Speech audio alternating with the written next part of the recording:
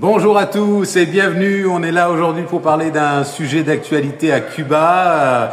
Comme vous le savez peut-être déjà, il n'y a plus d'électricité sur toute l'île de Cuba depuis plus de 48 heures, exactement 52 heures ici à Santiago, et c'est une situation, on va dire, difficile, précaire, qui est interprétée de façon différente à l'étranger et à Cuba. À Cuba, les médias sont assez transparents, il nous semble, et nous annoncent que la raison principale du pourquoi de cette situation est toute simple, c'est qu'en fait l'État n'a pas les moyens d'acheter le pétrole nécessaire pour pouvoir faire tourner les centrales thermiques du pays, dont la centrale principale. Et donc un effort supplémentaire est demandé aux populations d'accepter cette situation incongrue, difficile, pour qu'il n'y ait plus d'électricité dans tout le pays. Donc tout est coupé et rien ne fonctionne, plus personne ne travaille, les boutiques ne sont pas ouvertes pour la plus grande partie, les industries ou le peu d'industries qu'il y a ne fonctionnent pas, rien ne fonctionne. Donc la question qu'on va se poser, c'est comment est-ce qu'on peut faire pour vivre comme ça, tant sur le plan des Cubains que sur le plan des touristes. Donc on va commencer par nous, parce que ça me concerne directement, je le vis. Donc encore une fois, c'est du dépaysement total, on sort de notre zone de confort, tout d'un coup il n'y a plus d'électricité, on peut se sentir mal. Personnellement, je ne le vis pas si mal que ça, je vis avec un petit peu comme les Cubains, fatalistes. De toute façon, qu'est-ce qu'on peut y faire? Il faut simplement vivre et ça n'affecte pas tant que ça, bien que pour charger mon téléphone, il faille utiliser, on va dire, des techniques de système D en utilisant la batterie de la voiture avec un transformateur pour pouvoir charger le téléphone de tout le monde. Donc c'est comme ça qu'on se débrouille de ce côté-là. Mais pour, disons pour les touristes, ça a un effet, on va dire, perturbateur, parce que si vous ne supportez pas la chaleur, il fait quand même plus de 30 degrés actuellement à Santiago, le ciel est bas, il fait un temps très lourd, et pour rajouter sur le tout, il y a une tempête assez importante qui arrive ce soir, donc on va s'attendre à des pluies diluviennes et des dégâts juste au nord de Santiago, du côté de Guantanamo. Donc tout ça va ne faire qu'arranger la situation, si on peut dire, et rendre la situation encore plus précaire. Mais bon, d'un autre côté, ça nous permet de comprendre un petit peu le quotidien de ces gens, ça nous permet de découvrir qu'est-ce que c'est que de pouvoir vivre sans électricité, et savoir vivre sans électricité, ça peut être une nécessité un jour pour nous autres, qui sait, elle sera peut-être coupée ainsi chez nous un jour, avec les problèmes mondiaux de raréfaction de l'énergie, des prix de l'énergie qui montent, de l'inflation et tout ça. On peut peut-être s'attendre à de telles choses dans je ne sais combien d'années. Mais en tout cas, c'est ce qui se vit actuellement à Cuba. Donc j'expérimente tout ça et je trouve ça assez intéressant comme expérience, puisque on doit apprendre à vivre de façon différente, puisqu'il n'y a plus d'électricité. Et il faut savoir que c'est quand même problématique, parce que bon, l'air conditionné, vous l'aurez pas la nuit, même si vous êtes dans une casa particulière, on va dire de très grande qualité, parce qu'elle n'aura pas de système solaire pour faire tourner ces mêmes système de refroidissement. Et comme elle n'a plus d'électricité, elle ne pourra plus faire fonctionner le congélateur, elle ne pourra plus faire fonctionner les frigos. Donc vous n'aurez plus de boissons fraîches, vous n'aurez plus de bière fraîche, vous ne pourrez plus acheter des aliments qui se conservent au frais. Il faudra tout consommer maintenant. Et donc ça, pour les touristes, ça peut se révéler comme une expérience, on va dire, particulièrement difficile, pas forcément agréable, et c'est vrai.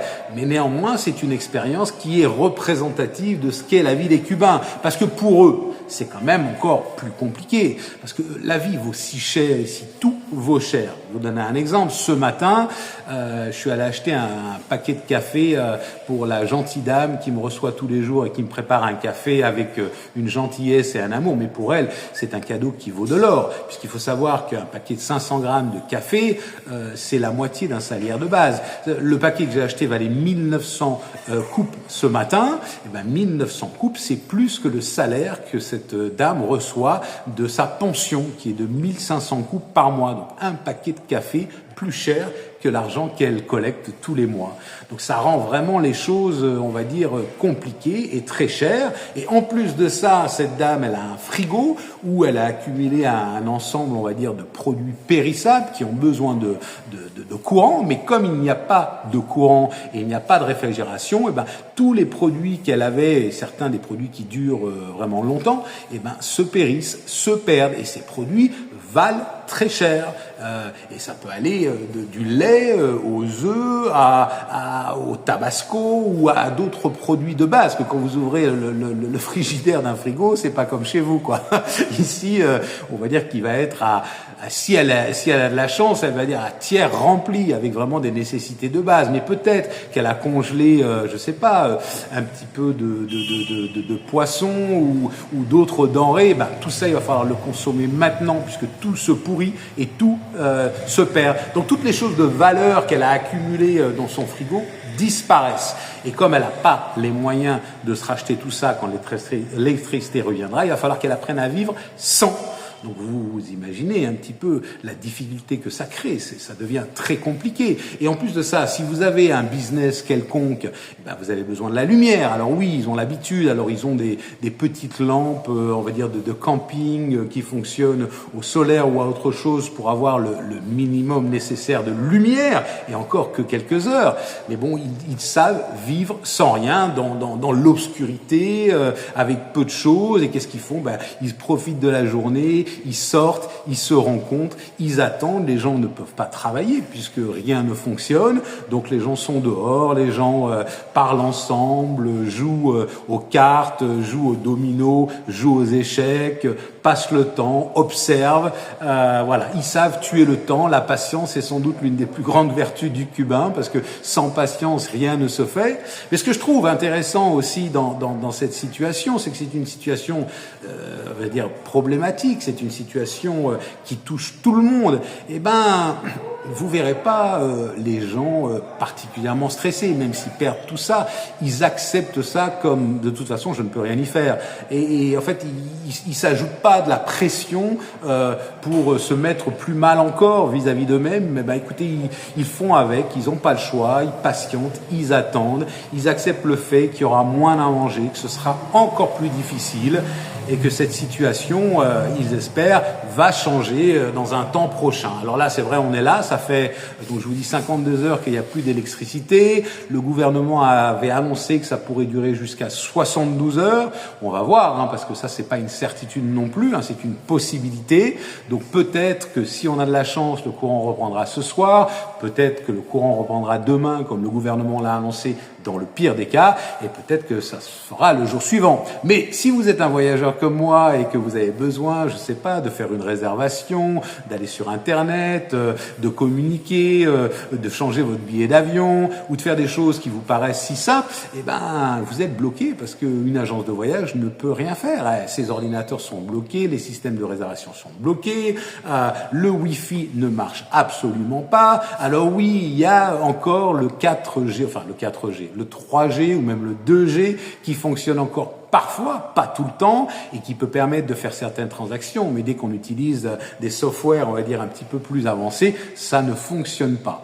Donc ça rend impossible le commerce, ça rend impossible la production, ça diminue le travail, ça diminue les salaires, ça appauvrit les populations qui perdent les biens périssables qui ont énormément de valeur pour eux. Et ça rend la situation vraiment, vraiment difficile. Mais malgré ça, eh ben, les Cubains font au mieux. Hier, j'étais encore chez eux.